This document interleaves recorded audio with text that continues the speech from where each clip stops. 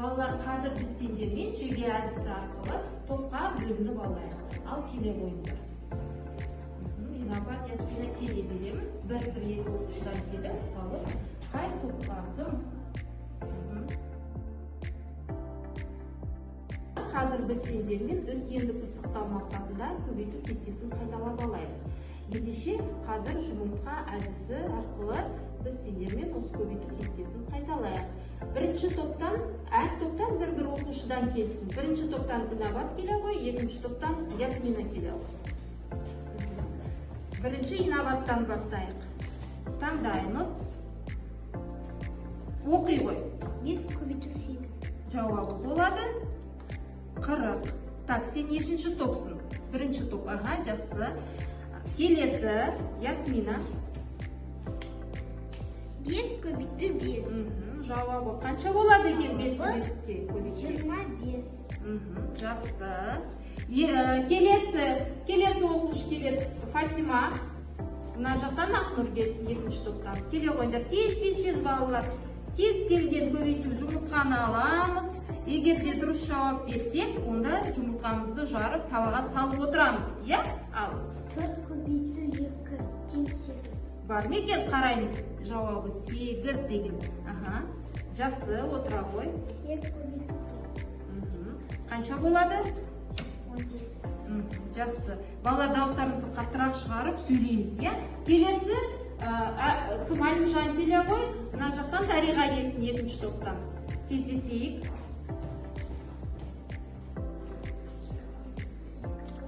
7.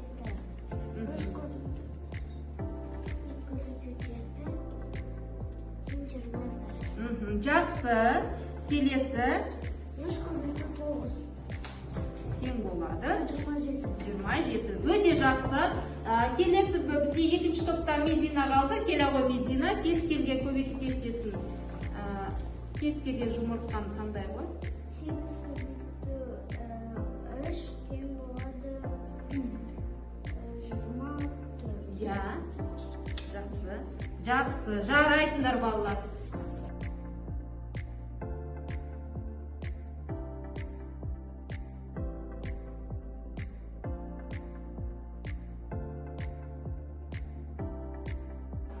Балалар, ой қозғау әдісіне көшейік. Ең бірінші тапсырмаға назар аударайық. Сандарды қосу тәсілдеріне қарап, осы тәсілдердің қайсысы тиімдірек? Балалар, қарайық, бізде мына жерде бірінші тәсілде қосынды және екінші тәсілде қосынды, иә? Бірдей. 56 қосу 28, қосу 14, тек қана шығарылуы әртүрлі болып тұр. Бұл жерде біз қалай шамдап алдық? 56 мен 28-ді жақшаға алып қосып, оны 14-ке қосып, нәтижесінде 98 шығардық, иә? Ал екінші тәсілінде біз жақшаны сәл не істедік? Қосқап, жақшаның ішіне бірінші 56 мен 14-ді қосып алып барып, оған 28-ді қосса, бізде 98 шықты. Қалай ойлайсыңдар? Осы жердегі қай тәсілдің ішіндегі қай тәсіл бізге шығаруға тиімді болып есептеліп тұр? Кім айтады? Ал Ясмин айт.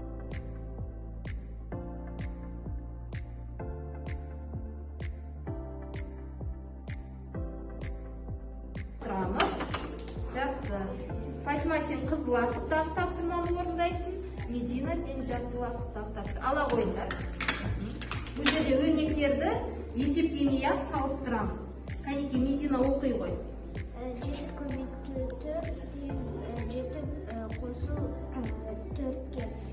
7 көбейту 4 артық 4 қосу 7-де. Өте жақсы, жақсы. Ал Фатима өз тапсырмаңды оқи.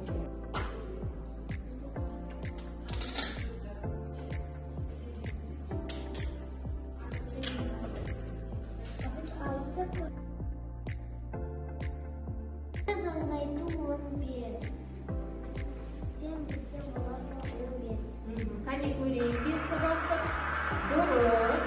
Келесі, кім келеді? Келесі. 80 азайту 5 тең 75. Көрейік. Я, дұрыс, жақсы. Келесі өрнекке Ясмина келе ғой. Екінші топтан Ясмина келеді. Оқи ғой. 55 азайту 10 тең 45. Жақсы. Дұрыс. Келесі 28 азайту 18 тең 10. Жақсы, тәні тексерейік. Жақсы. Келесі оқу. Қазір мен сендерге мынандай хаттар таратам. Бұл жерде бізде білім почтасы арқылы бүгінгі сабағымызды не істейміз балалар?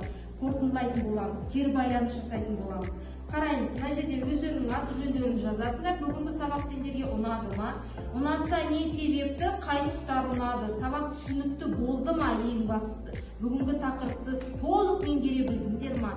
Сол туралы жазасыңдар.